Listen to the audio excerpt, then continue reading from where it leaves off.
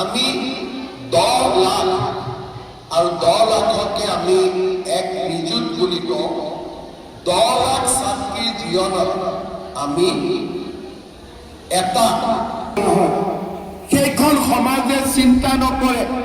যেতিয়া 15-16 বছৰত আমাৰ ছোৱালী প্ৰথমটো দ্বিতীয়টো সন্তানৰ মাতৃ হয় আৰু 22 বছৰ বয়সত কোলাত 4টাকৈ সন্তান লৈ আমাৰ ছোৱালীয়ে নিজৰ নিযুত মইনা আঁচনি সেইখন সমাজৰ বিৰুদ্ধে শিক্ষা গ্ৰহণ কৰি আছে তেখেতসকলক এইবাৰ সমাহিত কৰিছোঁ যোৱা বিত্তীয় বছৰত এই আঁচনিখনে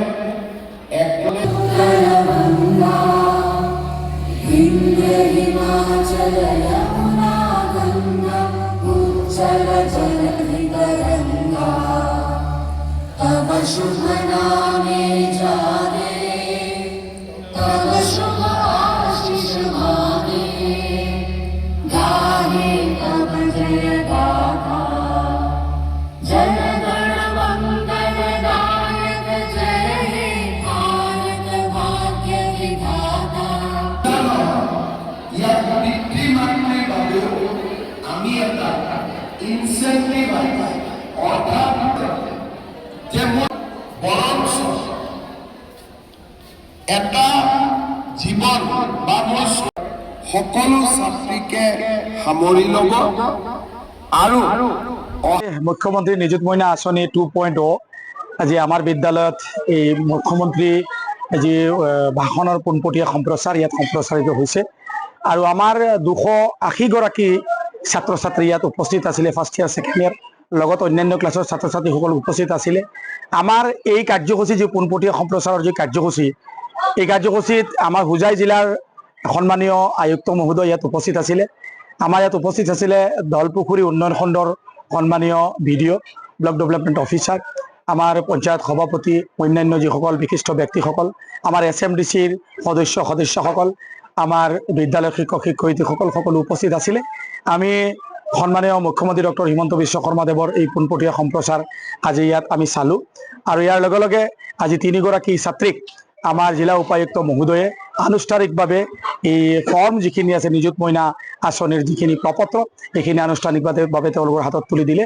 অহাকালিৰ পৰা আমাৰ বাকী ছাত্ৰীসকলক এইখিনি বিতৰণৰ কাৰ্যসূচী আমি আৰম্ভ কৰিম অসম চৰকাৰখনতো অভিলাষী আঁচনি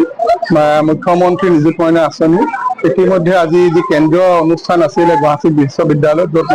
মাননীয় মুখ্যমন্ত্ৰী মহোদয় অনুষ্ঠান উপস্থিত আছিলে সেই তাৰ সম্প্ৰচাৰণ হৈছিলে তাত আমি ছাত্ৰ ছাত্ৰীসকলৰ লগতে শিক্ষাগুৰুসকল মিলি পেলাই আমি গোটেই অনুষ্ঠানটো আমি উপভোগ কৰিলোঁ আৰু এই আঁচনিখনৰ মুখ্যতম উদ্দেশ্য হৈছে নাৰী শিক্ষা সম্প্ৰসাৰণ আৰু নাৰীৰ ক্ষেত্ৰত যি বাধা আছে শিক্ষাৰ ক্ষেত্ৰত বা বাল্য বিবাহৰ দৰে যি আমাৰ সমাজৰ কুপ্ৰথা আছে তাক আমি মোকাবিলা কেনেকৈ কৰিব পাৰোঁ বহু ক্ষেত্ৰত দেখা যায় যে আমাৰ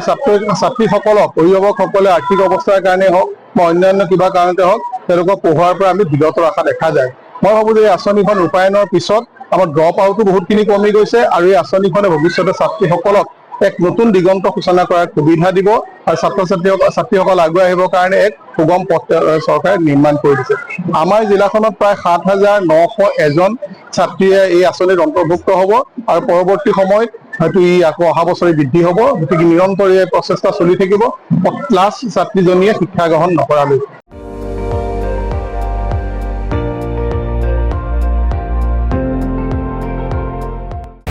আপুনি চাই আছে ND24 সৰ্বশ্ৰেষ্ঠ নহয় সৰ্বোত্তমৰ দৌৰ